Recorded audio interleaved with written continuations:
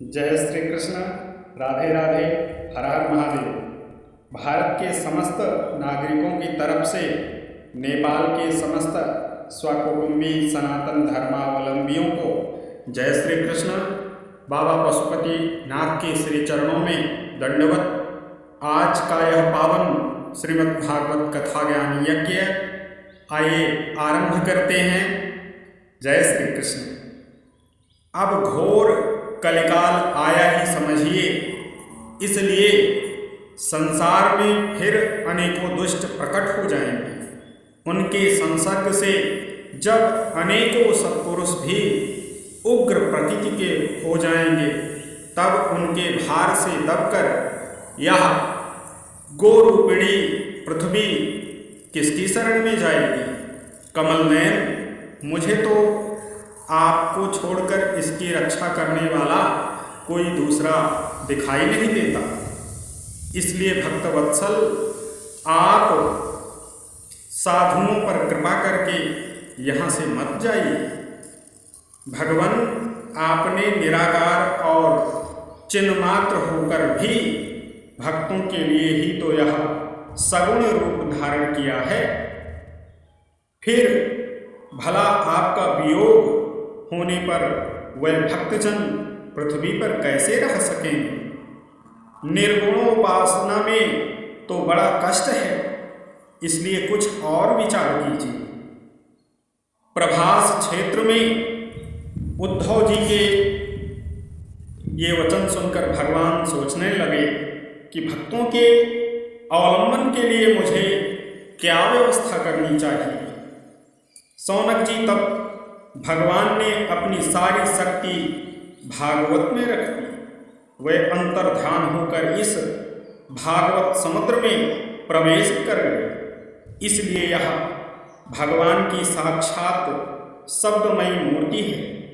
इसके सेवन, श्रवण, पाठ अथवा दर्शन से ही मनुष्य के सारे पाप नष्ट हो जाते हैं।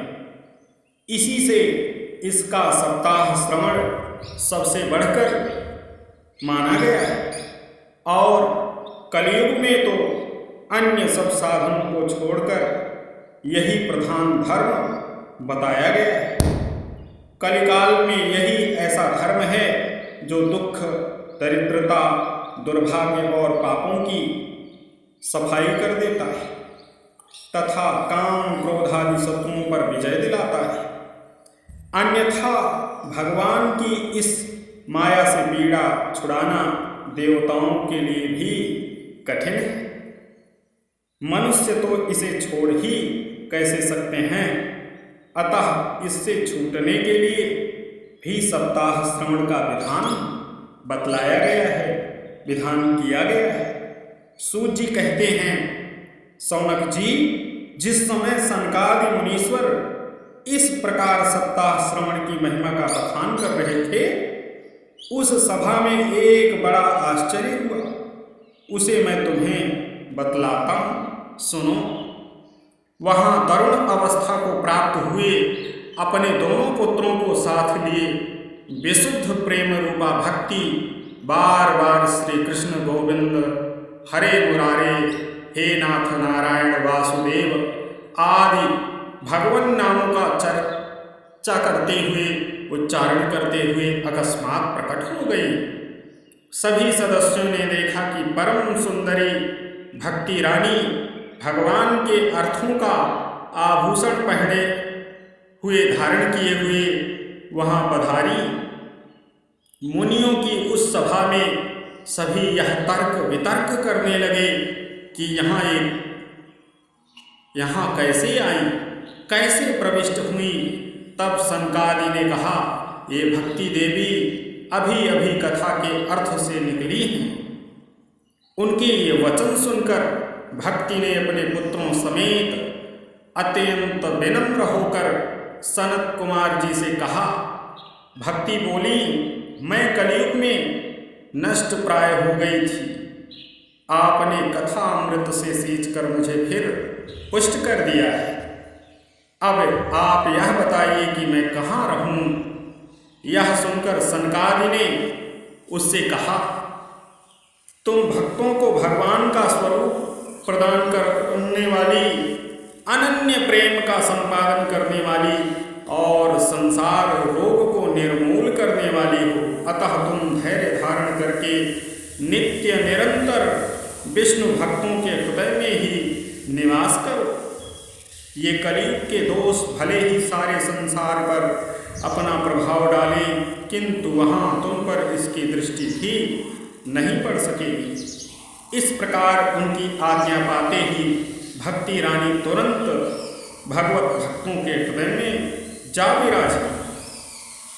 जिनके हृदय में एकमात्र श्री हरि की भक्ति निवास करती है, वह त्रिलोकी में अत्यंत निर्धन होने पर भी परम धन्य हैं, क्योंकि इस भक्ति की डोरी से बंधकर जो साक्षात भगवान भी अपना परम धाम छोड़कर उनके हृदय में आकर बस जाते हैं।